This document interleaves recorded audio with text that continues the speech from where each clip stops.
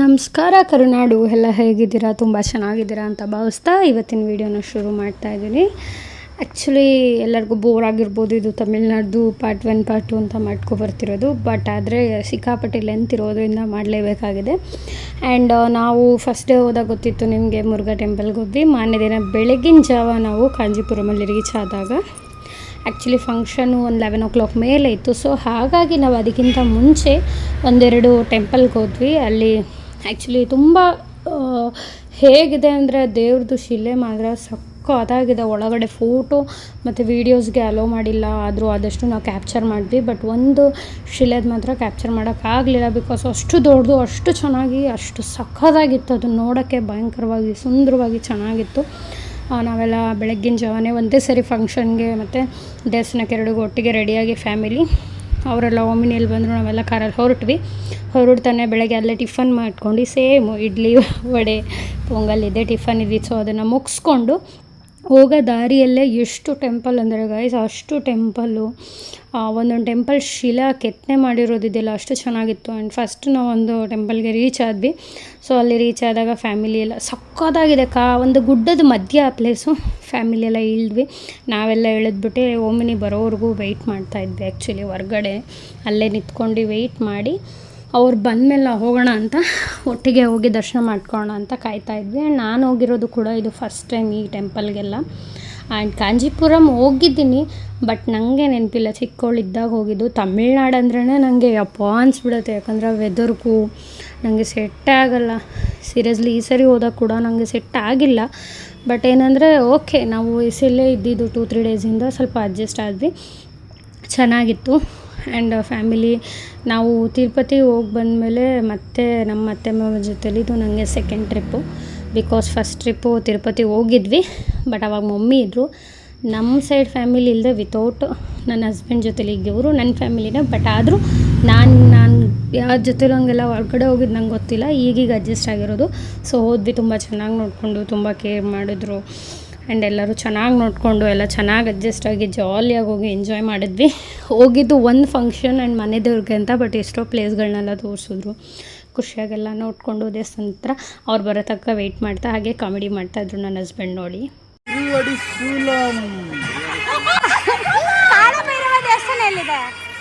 ಕಾಳಭೈರವ ದೇವಸ್ಥಾನ ಎಲ್ಲಿದೆ? ನೆಕ್ಸ್ಟ್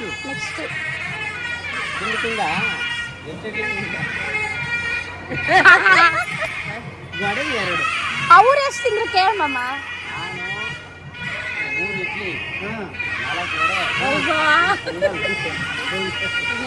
ನಿಜ, ನೀನು ಎಷ್ಟು ತಿಂದ?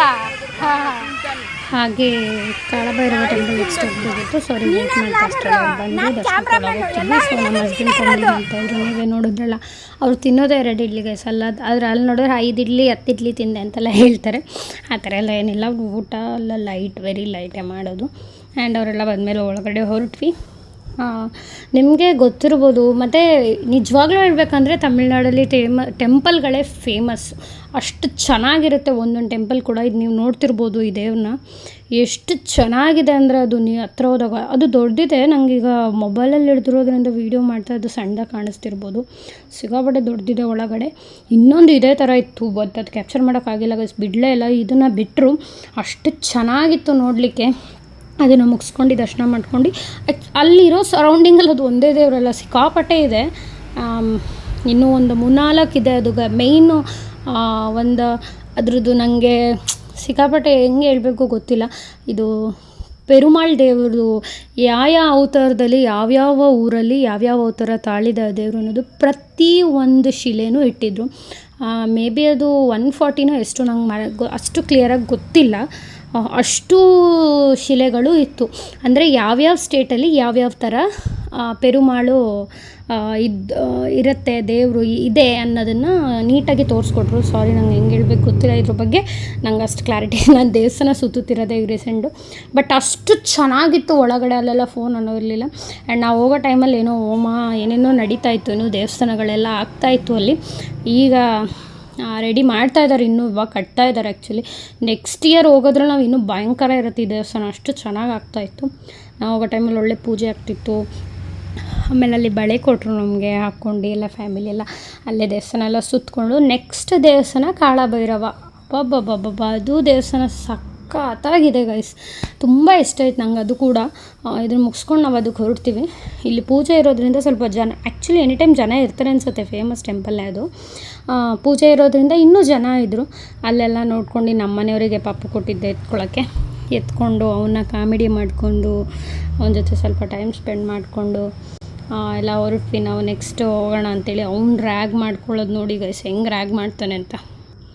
ಅವ್ನು ರ್ಯಾಗಿಂಗು ಅದು ಇದು ಹೊಯ್ಕೊಳ್ತಾನೆ. ಅವನು ಸಿಕ್ಕಾಬಟ್ಟೆ ಮಾತಾಡ್ತಾನೆ. ಇವಾಗ ಸಿಕ್ಕೋನು ಇನ್ನೂ ಈಗಲೇ ಮಾತಾಡೋಕೆ ಅಷ್ಟು ಟ್ರೈ ಮಾಡ್ತಾನೆ, ಅಷ್ಟು ಖುಷಿಯಾಗುತ್ತೆ ನಮಗೆ.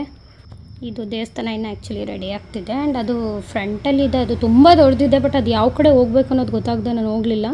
ಆ್ಯಂಡ್ ಒಂದು ಶಿಲೆ ಇಲ್ಲಿದೆ, ಅಲ್ಲಿ ಸರ್ಕಲ್ ಥರ ಇದು ಸಿಮೆಂಟಿಂದ ಕಟ್ತಾ ಇರೋದಿದೆಯಲ್ಲ, ಅದ್ರ ಒಳಗಿದೆ. ಅಪ್ಪಪ್ಪ ಭಯಂಕರ ಇದೆ ಅದು ದೇವರು. ಅದನ್ನು ಮುಗಿಸ್ಕೊಂಡು ನಾವು ನೆಕ್ಸ್ಟ್ ದೇವಸ್ಥಾನಕ್ಕೆ ಹೊರಟ್ವಿ.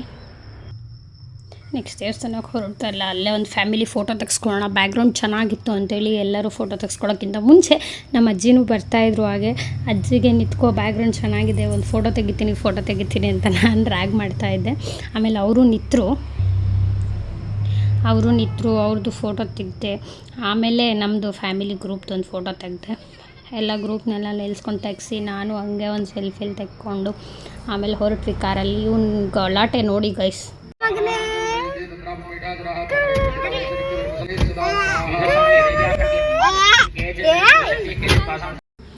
ಇದಾದಮೇಲೆ ನಾವು ಕಾಳಭೈರವ ರೀಚ್ ಆದ್ವಿ. ಕಾಳಭೈರವ ರೀಚ್ ಆಗ್ತಿದ್ದಂಗೆ ಅಲ್ಲಿ ಒಂದು ಕಾಮಿಡಿ ಏನಂದರೆ, ಎಂಟ್ರಿ ಆಗ್ತಾನೆ ಒಂದೊಂದು ಲೋಟದಲ್ಲಿ ನೀರು ಕೊಡ್ತಾರೆ, ಅಲ್ಲಿ ಪಾದಕ್ಕೆ ಹಾಕಬೇಕು ಅಂತ. ಬಟ್ ನನ್ನ ಹಸ್ಬೆಂಡ್ ಆಗಿರ್ಬೋದು, ಅಜ್ಜಿ ಆಗಿರ್ಬೋದು, ನಮ್ಮ ಅತ್ತೆ ಆಗಿರ್ಬೋದು, ಅವರೆಲ್ಲ ಏನು ಅಂದ್ಕೊಂಡಿದ್ದಾರೆ, ಕುಡಿಯೋಕ್ಕೆ ಅಂದ್ಕೊಂಡು ನಮ್ಮ ಮನೆಯವ್ರು ಕುಡಿಯೋಕ್ಕೆ ಹೋದರು. ಕುಡಿಯೋಕ್ಕಿಂತ ಮುಂಚೆ ಹೇಳಿದ್ವಿ, ಅತ್ತೆನೂ ಅಷ್ಟೇ. ಬಟ್ ನಮ್ಮ ಅಜ್ಜಿ ಫುಲ್ ಎತ್ತೆ ಬಿಟ್ಟರು ಗೈಸ್. ಆಮೇಲೆ ಗೊತ್ತಾಗಿದ್ದವ್ರಿಗೆ ಅಲ್ಲಿ ಪಾದಕ್ಕೆ ಹಾಕಿ ನೀರು ನಮಸ್ಕಾರ ಮಾಡ್ಕೋಬೇಕು ಅಂತ. ಇದು ಒಂದು ಅವ್ರವ್ರ ರಾಶಿಗೆ ಒಂದೊಂದು ಸ್ಟೆಪ್ಸ್ ಇರುತ್ತೆ. ಆ ಸ್ಟೆಪ್ಪಲ್ಲಿ ನಮ್ಮ ರಾಶಿ ಯಾವುದು ಅದ್ರ ಮೇಲೆ ನಿಂತ್ಕೊಂಡು ಬಿಟ್ಕೊಂಡ್ರೆ ಅದಾಗತ್ತೆ ಅಂತ ಹೇಳ್ತಾರೆ. ಅದಾದಮೇಲೆ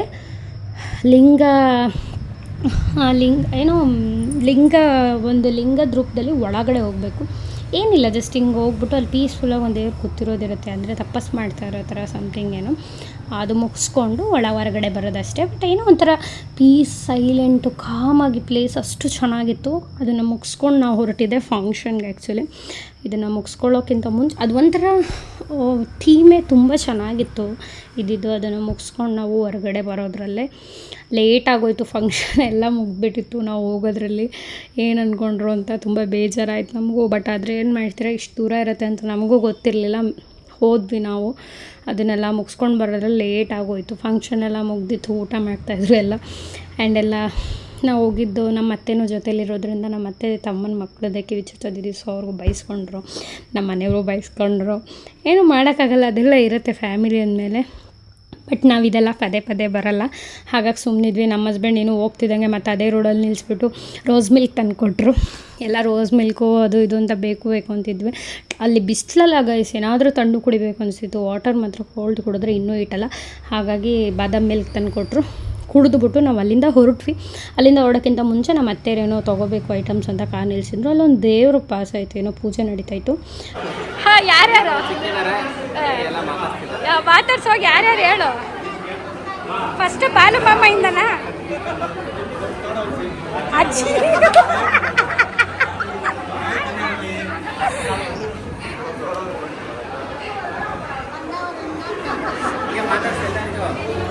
ನೀನೇ ಮಾತಾಡ್ಸೋಕ ನಿಂದೆ ನಾಗಲ್ಲ. ಹೇಳು, ಹೆಂಗೆ ಮಾತಾಡಿಸ್ತೇ ಮಾತಾಡು. ಸರಿ ಮಾತಾಡು. ಹಾಂ,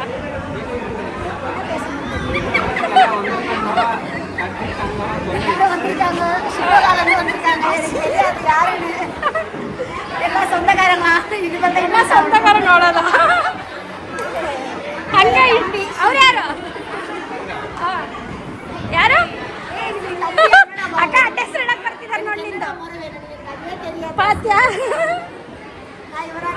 ಅವ್ರು ಯಾರು ಅಲ್ಲಿ ನೋಡಕ್ಕ ಅಡ್ಡ ಹೆಸರು ಹೇಳ್ತಾನೆ.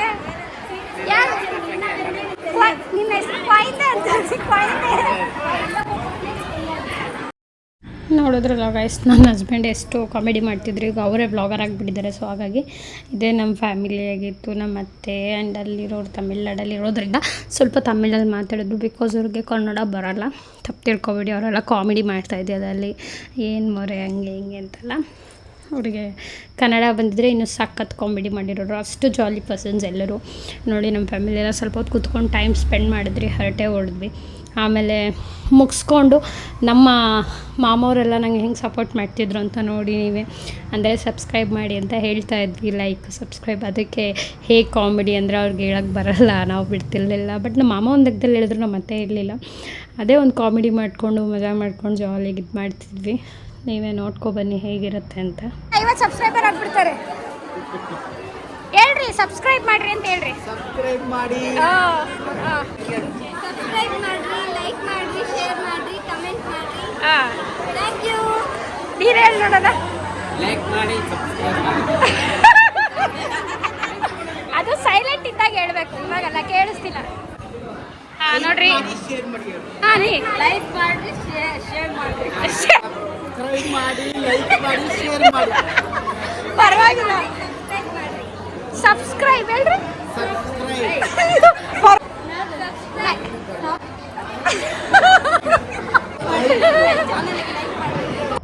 ನೋಡಿದ್ರಲ್ಲ, ಇದೆ ಇವತ್ತಿನ ಬ್ಲಾಗ್ ಆಗಿತ್ತು. ನಿಮ್ಗೆ ಇಷ್ಟ ಆದರೆ ಲೈಕ್ ಮಾಡಿ, ಶೇರ್ ಮಾಡಿ, ಸಬ್ಸ್ಕ್ರೈಬ್ ಮಾಡಿ, ಹಾಗೆ ಎಲ್ಲ ಸಪೋರ್ಟ್ ಮಾಡ್ತಾಯಿರಿ. ಹೀಗೆ ಏನಾದರೂ ನಮ್ಮ ಕಡೆಯಿಂದ ಬೋರ್ ಆಗ್ತಿದ್ರೆ ಐ ಆಮ್ ರಿಯಲಿ ಸಾರಿ. ಆ ಥರ ಕಂಟೆಂಟ್ ಬೇಕು ಅಂತ ತಿಳಿಸಿ.